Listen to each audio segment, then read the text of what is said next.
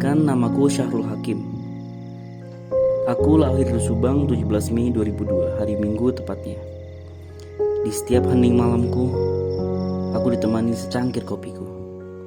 Di setiap sudut ruanganku, aku hanya ditemani pulpen dan secari kertasku. Ini kegiatan sehari-hariku. Membaca buku, mencari informasi yang ada, karena aku belum bisa kuliah tahun ini. Aku tidak tahu dan aku tidak mau memberatkan orang tuaku. Aku hanya tahu bahwa aku adalah anak pertama yang harus berdiri sendiri. Terkadang aku berpikir, apakah aku kuat melewati semua ini? Aku tak tahu, dan tidak seorang pun tahu. Di secari kertas ini aku tuliskan setiap sudut kehidupanku dan setiap kegiatan sehari-hariku. Aku mempunyai bisnis kecil, bisnis jaket yang aku perjualbelikan di online. Entah bagaimanapun respon, aku hanya tahu bahwa aku hanya berusaha. Karena sejatinya Tuhan tidak suka orang yang tidak berikhtiar. Terus menulis dan terus membaca, mungkin itulah sehari-hariku. Aku pergi untuk berangkat menyeles rokok pamanku setiap pagi. Aku tahu tidak seberapa penghasilanku, tapi aku mencoba mengumpulkannya agar aku bisa kuliah tahun depan. Di secari kertasku aku tuliskan kesedihanku dan kebahagiaanku. Setiap penaku sangat berharga. Aku tak tahu bagaimana orang menganggapku, tapi inilah aku. Aku pulang setiap hari dengan membawa lelah dan letih, dengan membawa pengalaman dan gundah, untuk istirahat dan bersiap untuk energi kesekian harinya. Aku tahu aku bukan siapa-siapa, tapi aku punya diriku, aku punya semangatku, dan aku punya sesuatu yang harus diperjuangkan. Di hari ini, 19 November 2021, aku menuliskan dan aku menyatakan. Pada hari itu, akhirnya aku memutuskan untuk menghubungi kawan lamaku, Hamdan Lutfi, jurusan Bimbingan Konseling Islam UIN Sunan Ampel, Surabaya. Aku tak tahu harus menceritakan semua urusanku ke siapa lagi. Dengan seluruh tekad dan niatku, aku berharap pertemuan kali ini akan membuahkan hasil yang bisa mengubah pola pikirku untuk menghadapi semua masalahku. Dia bersedia menemuiku. Aku pun bergegas berangkat untuk menemuinya. Karena kebetulan hari itu dia sedang tidak ada kesibukan.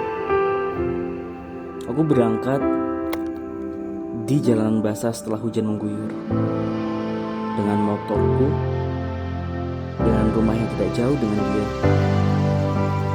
Aku langsung berangkat dan akhirnya sampai di rumahnya. Dan inilah aku, dan inilah kisahku.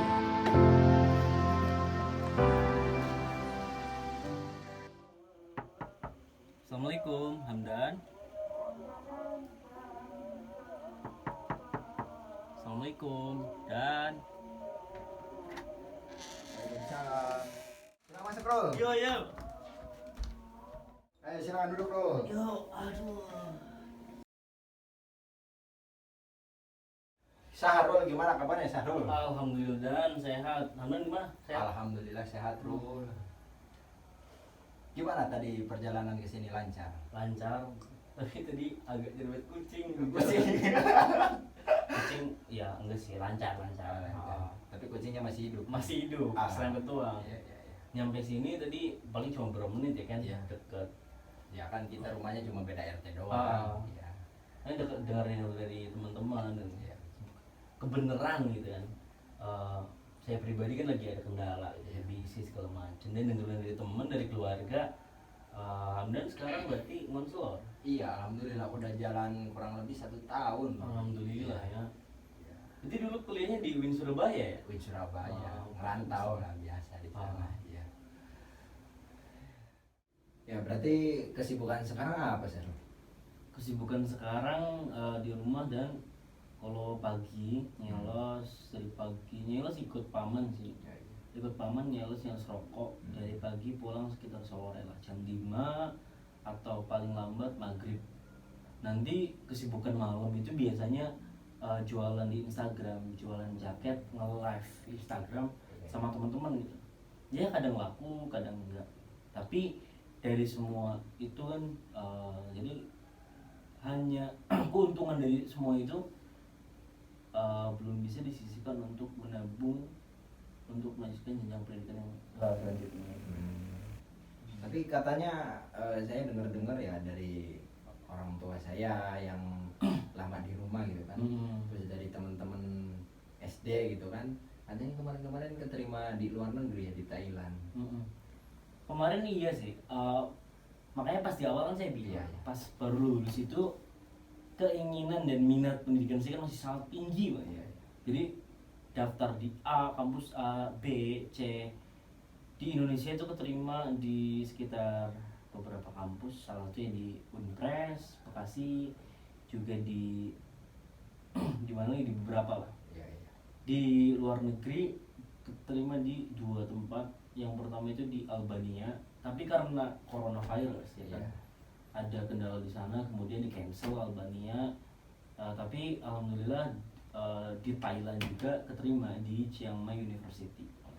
Nah, alasan nggak diambil tuh di Thailand itu apa? Pas awal itu kan emang sebenarnya itu benar-benar subsidi beasiswa penuh. Iya. Jadi kita cuma mempersiapkan paspor, mempersiapkan diri untuk berangkat ke sana. Dan seharusnya berangkat sekitar bulan September kemarin. Saya udah konsultasiin ke orang tua, mau bagaimanapun juga kan kita harus dapat restu. Iya. Minta izin juga, pengen bikin paspor, tapi kan kendala di dana juga. Iya. Ibu kurang menyetujui, ayah juga kayak keberatan. Karena saya sendiri kan anak pertama. Iya. Adik saya 2 dan keduanya bisa dibilang udah berpendidikan lah. Iya, Udah iya. SMA, satunya SD gitu. Jadi semuanya membutuhkan biaya gitu. Ya. Berarti dari sekian banyak pengalaman ya, Iya. dari mulai tadi yang udah Sarul ceritakan, perasaan Sarul itu gimana sih sekarang? Secara emosional pribadi, jujur saya kesel sih. Maksudnya kesel dan tidak terima dengan kenyataan gitu ya. Mungkin itu juga hal yang dialami banyak orang, I see. Tapi saya pribadi seakan kadang mikir gini, saya mampu, saya bisa, tapi pasti ada aja gitu hal-hal yang kemudian menghambat saya untuk mencapai apa yang saya pengen, walaupun sesederhana pengen kuliah gitu. Iya.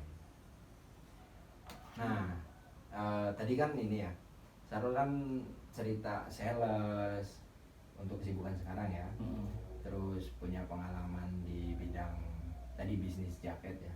Nah itu pendapatan dan alokasi dari uang yang didapat dari hasil itu tuh kayak gimana? Nah, itu saya pribadi juga bingung dan target utama dari saya terjun ke dunia pekerjaan kan menabung untuk kuliah. Iya. Tapi ketika dalam prakteknya, dalam aplikasi lapangannya, ketika saya mendapatkan uang dari semua itu entah kemana gitu. Ya Rul ya. Ya untuk usia sekitar gitu kan, usia anak muda lah gitu. Masih labil, apalagi urusan uang sulit untuk mengaturnya kayak gitu. Emang sih, dan saya pribadi emang menyalahi tujuan utama saya dari awal ingin menabung untuk kuliah gitu. Saya lebih banyak memakai uang untuk bukan kebutuhan sebenarnya, kayak keinginan pribadi yang sebenarnya tujuannya self reward, tapi kadang ya kita berlebihan. entah bagaimana ya. Jadi dari awal kan mungkin progres selama 7 bulan ini bisnis segala macam ya seperti itu. Nah, dari 7 bulan itu loh, Heeh. dari 7 bulan setelah lulus sekolah SMA itu progres yang dicapai sama Sarul itu apa? Sampai sekarang. Iya sampai sekarang. Sekarang berarti mungkin kalau kita harus bersyukur gitu kan. Sebenarnya banyak sih yang saya capai, dari kemudian sisi pengalaman bisnis, dari kemudian sisi bagaimana saya berpikir tentang keuangan, money management saya gitu. Dari kemudian bagaimana mental saya terbangun untuk menghadapi kehidupan yang lebih kurang bersahabat gitu. Dari awal pertama saya daftar kuliah di beberapa kampus keterima tapi belum bisa diambil, belum rezekinya. Kemudian 1 bulan selesai fokus untuk mengurusi semua keinginan pengen kuliah gitu. Sampai kemudian mungkin saya terlalu egois ya, walaupun orang tua kurang menyetujui. Iya. Itu kan mungkin masalah utamanya. Terus kemudian akhirnya saya terjun ke dunia bisnis. Saya membuka usaha jaket sendiri dengan modal hutang. Iya. Kemudian karena sebenarnya progres untuk membayar hutang dan bisa bertahan survive dalam bisnis itu ada peluangnya pas dulu. Tapi saya pribadi apa ya, uang keuntungan yang seharusnya untuk membayar hutang yang menjadi modal itu malah saya berpikir bahwa mungkin kemungkinan bulan depan juga saya bisa dapat lagi. Iya, iya. Jadi untuk sekarang saya semua uang keuntungan saya alokasikan untuk self reward, jalan-jalan bener-bener tidak karuan gitu. Iya. Tapi kemudian di bulan selanjutnya itu blunder gitu, saya tidak dapat penghasilan, hutang harus dibayar dan semuanya habis gitu. Bisnis pertama ya kan. Iya. 3 bulan kemudian setelah itu semua selesai, saya beberapa hari kemudian berdiam diri. Saya tidak tahu harus cerita ke siapa, saya juga tidak tahu harus bagaimana. Makanya mungkin sekarang saya baru bisa menceritakan ini ke Hamdan. Setelah itu baru ikut paman saya ini sampai sekarang. Sebenarnya ini juga ada kendala ya, karena saya pribadi walaupun saya bekerja di paman saya, berarti kan saya bekerja, Iya. tapi saya belum bisa konsisten untuk melakukan pekerjaan saya, dan itu pun masalah lagi gitu.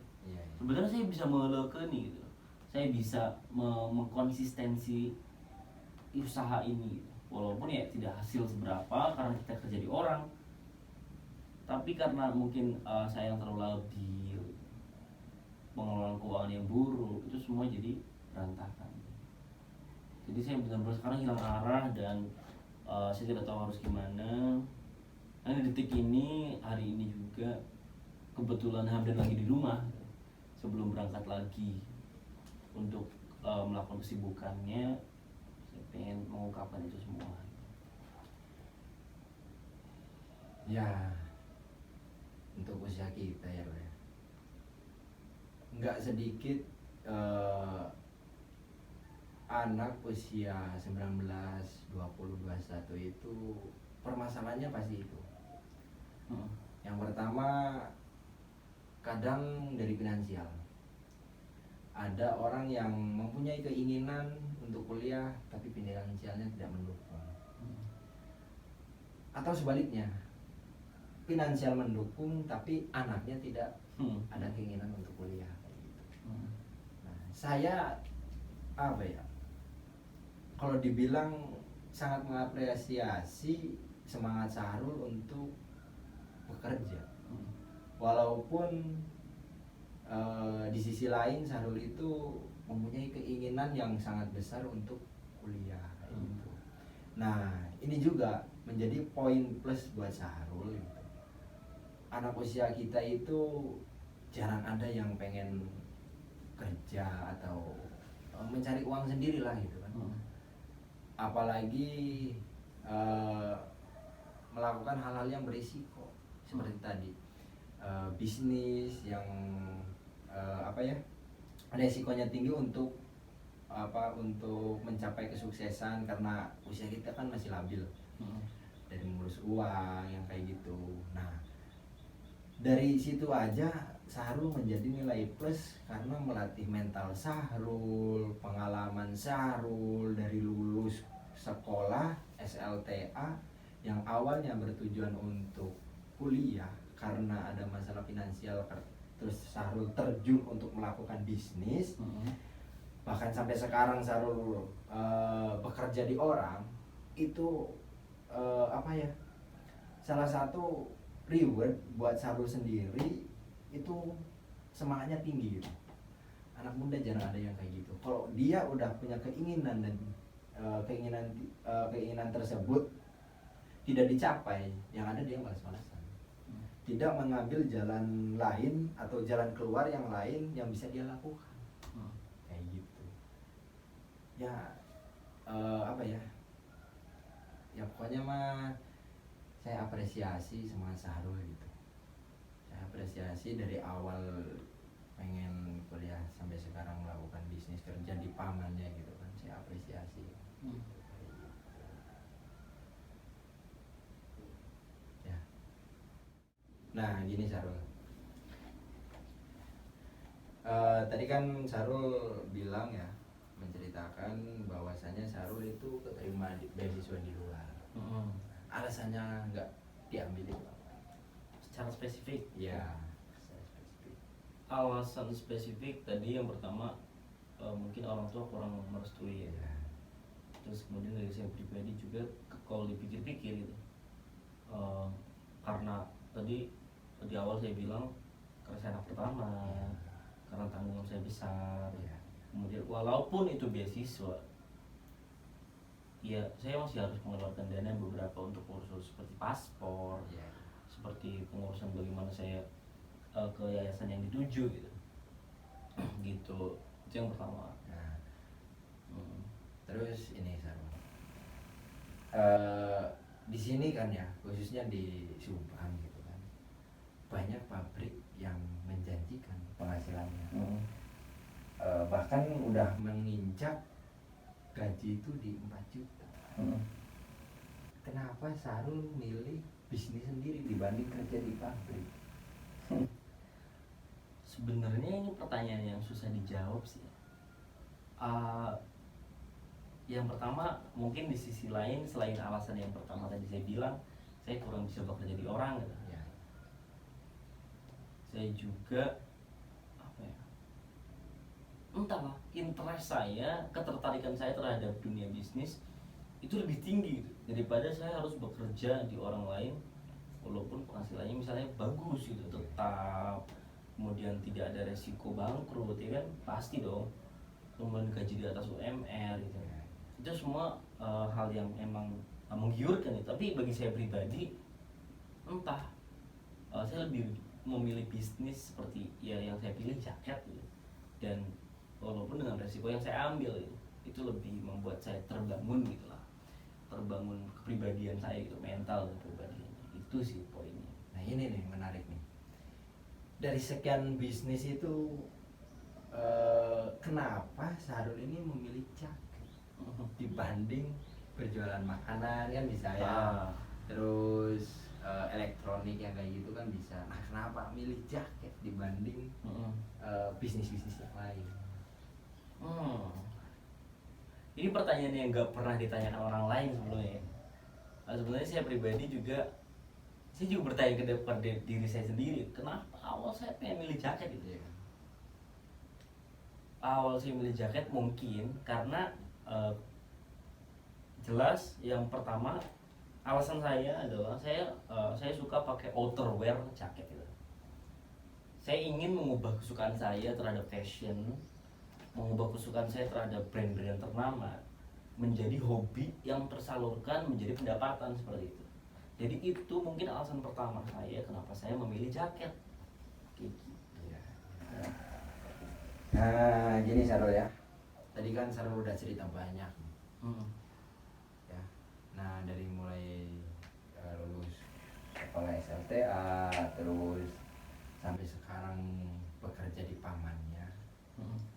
Nah ya itu kan bagus, karena saya juga tadi bagus, tapi nah ini, jadikan semua kegagalan itu jadi pelajaran buat Sarul. Yang pertama, gagalnya pertama itu kan Sarul nggak bisa lanjut kuliah di tahun sekarang. Nah, karena finansial itu jadiin pelajaran dan bagaimana kedepannya saya bisa membiayai kuliah saya sendiri. Karena kan tadi tanggungan orang tua itu banyak, bukan Sarul doang. Kayak gitu. Yang kedua, bisnis nggak berjalan dengan lancar. Nah itu bagus mentalnya anak muda mau mendirikan bisnis dan banyak sekali yang sukses. Gitu kan. Nggak sedikit anak muda yang sukses mendirikan bisnis sendiri. Tapi ini ada sedikit ya.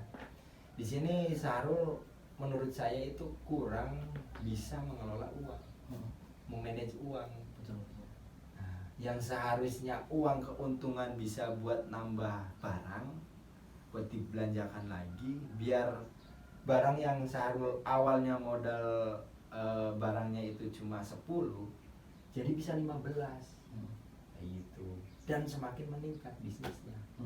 Enggak apa ya? Jadi barang 10 habis 10 lagi, enggak kayak gitu. Jadi habis 10 15. Habis 15 ya 20 kayak gitu. Nah, itu yang harus Sarul pelajari lagi, memanage uang.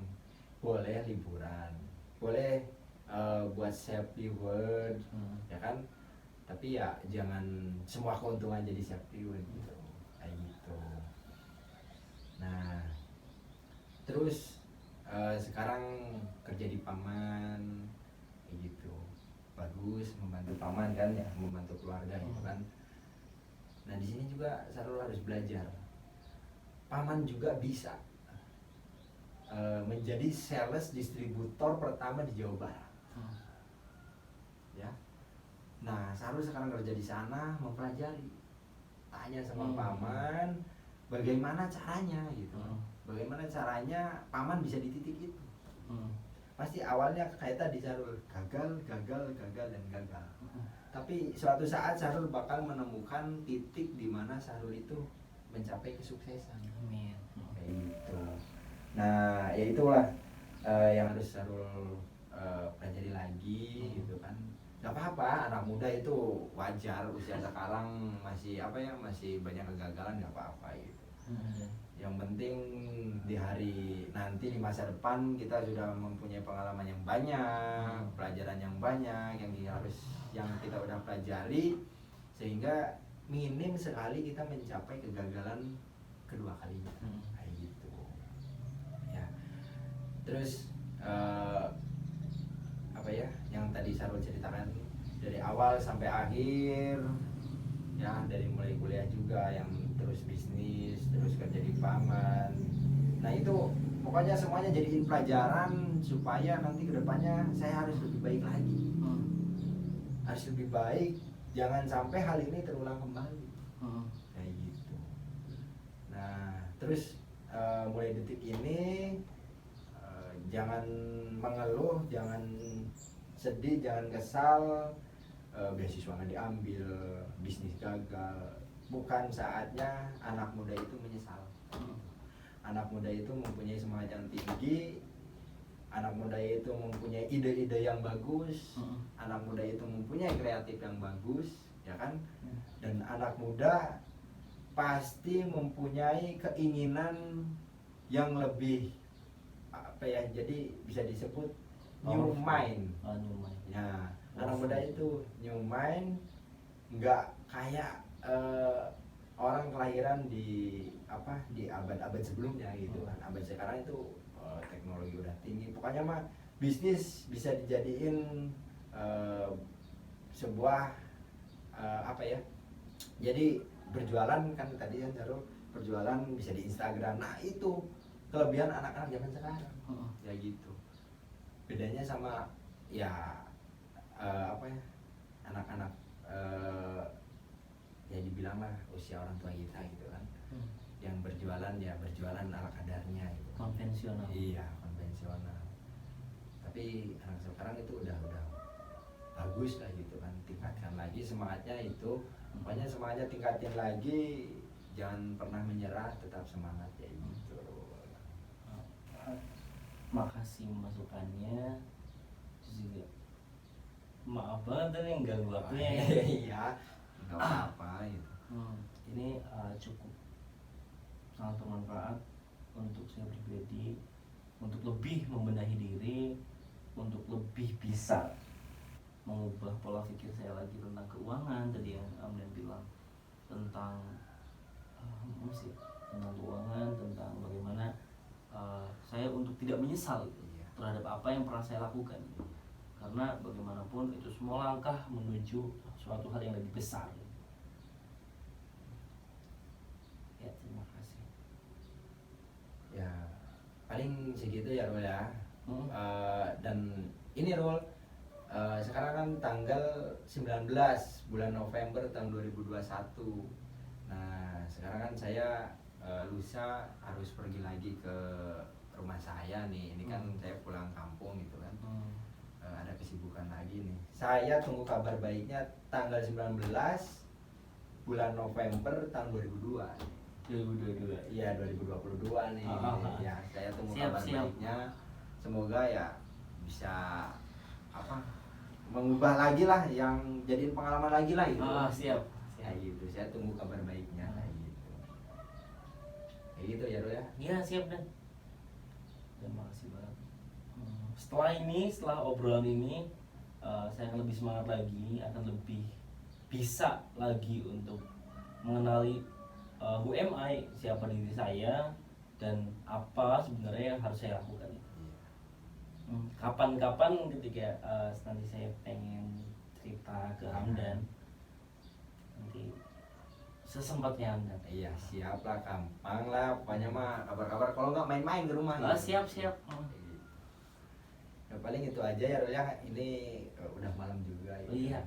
Ya udah, kalau saya juga mau langsung pamit kan. Terima kasih obrolannya. Iya. Iya Dan. Yuk. Yuk. Ya. Pamit. Iya. Ya.